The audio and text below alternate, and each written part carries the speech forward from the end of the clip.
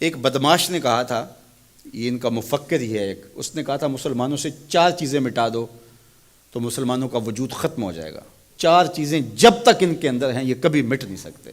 وہ 4 چیزیں کون سی ہیں؟ اس نے کہا ایک قرآن، دوسرا حج، تیسرا جہاد، اور چوتھا حضور علیہ السلام سے عشق۔ یہ 4 چیزیں اگر مسلمانوں سے ختم کر دی جائیں تو ان کا وجود توڑ کے رکھ دیا جائے گا۔ یہ بکھر بھی جاتے ہیں، یہ 4 چیزیں ان کو پھر کھڑا کر دیتی۔ تو قرآن مجید غیر متبدل ایک پیغام حق ہے اور اس کی زیر زبر بھی نہیں بدل سکتی۔ یہاں چچینیا میں اور ان ریاستوں کے اندر جب قرآن مجید چھین لیا گیا اور مدارس بند کر دیے گئے، مسجدوں کو تالا لگا دیا گیا، اور جو سبزی بھی بیچتے تھے وہ سبزی بھی دیتے تھے، قرآن کی آیتیں بھی سکھاتے تھے۔ گھر کے اندر ماں جو ہے وہ کپڑے بھی سیتی تھی اور ساتھ بچے کو بیٹھ کے قرآن مجید حفظ بھی کرواتی تھی۔ تو قرآن مجید ختم نہیں ہونے والا، اور اللہ نے آج بھی، یہ امت کے عروج کا زمانہ نہیں ہے، یہ امت کے زوال کا دور ہے۔ ہر گلی میں، ہر بستی میں، ہر محلے میں حافظ قرآن ہے۔ یہ امت کے زوال کے زمانے کی کہانی ہے، اور جب امت عروج پہ ہوگی پھر کیا عالم ہوتا ہوگا۔ قرآن اس امت کی زندگی ہے، اس امت کی حیات ہے۔ لادینی قوتیں یہ سمجھتی ہیں کہ قرآن کو ان سے چھین لیا جائے۔ میں کہتا ہوں تم میں جرأت ہے تو قرآن کے چیلنج کو قبول کرو۔ قرآن نے کہا ان کنتم فی ریب مما نزلنا علی عبدنا فاتوا بسورۃ من مثلہ۔ قرآن کی مثل ایک کی صورت لا کے دکھاؤ۔ کھربوں ڈالر تم نے خرچ کیے نا، تم نے جگہ جگہ غدار خریدے ہوئے ہیں اور ان غداروں کو تم کروڑوں پیسے دیتے ہو، تو تم اتنے پیسے کیوں لگاتے ہو؟ پیدائشی عیسائی اور یہودی عرب ہیں، عربیوں نسل ہیں مختلف بلاد عرب میں، ان کو جمع کرو، اور وہ بڑے بڑے شاعر اور ادیب بھی ہیں، ان کو بلاؤ جا کے، ان کو کہو کہ یہ 3 آیتوں کی ایک صورت لکھنی ہے، ہم تمہیں اتنے کروڑ ڈالر دیں گے۔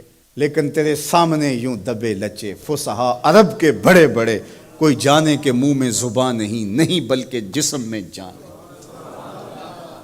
قرآن کی مثل نہیں لا سکے، اور قرآن کہتا ہے فَإِن لَمْ تَفْعَلُوا وَلَن تَفْعَلُوا، اگر نہیں لا سکے تو کبھی بھی نہیں لا سکو گے۔ یہ قرآن کا چیلنج ہے، اور یہ کسی بند کمرے میں نہیں دیا، یہ کھلی کتاب میں چیلنج آج بھی موجود ہے۔ جو وکیل بحث نہ کر سکے وہ گالیاں دینا شروع کر دیتا ہے۔ پرے پنچایت میں آپ نے بھی دیکھا ہوگا کہ جو جھوٹا پڑ رہا ہو وہ آگے سے گالیاں دینا شروع کر، لڑائی شروع کر دیتا ہے۔ یہ جو ناروے میں واقعہ ہوا ہے، یہ جھوٹے لوگ ہیں۔ اگر تمہارے میں ہمت ہوتی، تمہارے میں دم ہوتا تو قرآن کی مثل لاؤ نا، 3 آیتیں لاؤ۔ لیکن یہ آگ لگانے کا مطلب کیا ہے؟ آگ لگانے کا مطلب کہ تم اپنی شکست تسلیم کر رہے ہو کہ ہم اس کتاب کا مقابلہ نہیں کر سکتے، اس لیے گندگی اور غلاظت پہ اتر آئے ہو اور قرآن مجید کے نسخے کو آگ لگانا جانتے ہو۔ اور میاں تم کسی نسخے کو تو آگ لگا لو گے، لیکن جو روحوں پہ لکھا ہوا ہے اس کو آگ کیسے لگاؤ گے؟ اور علماء نے کہا ہے کہ جب قرآن مجید کو کوئی آگ لگائے یا اس کو پھینک دے تو وہ لفظ پھینکتا ہے، نور اڑ جاتا ہے اس کا۔ قرآن اللہ کی کتاب ہے، اللہ اس کی حفاظت کرتا ہے۔ تو یہ بات ذہن میں رکھیے، یہ شکست خوردہ ذہن کی علامت ہے کہ یہ جو کچھ کیا گیا ہے، یہ بالکل نکھٹو قسم کے، یہ ہارے ہوئے شکست خوردہ لوگوں کا مزاج ہے کہ وہ کتاب کو آگ لگا رہے ہیں۔ میاں یہ کیا بات ہوئی؟ دنیا کی کسی بھی تہذیب میں ایسا ہوا ہے؟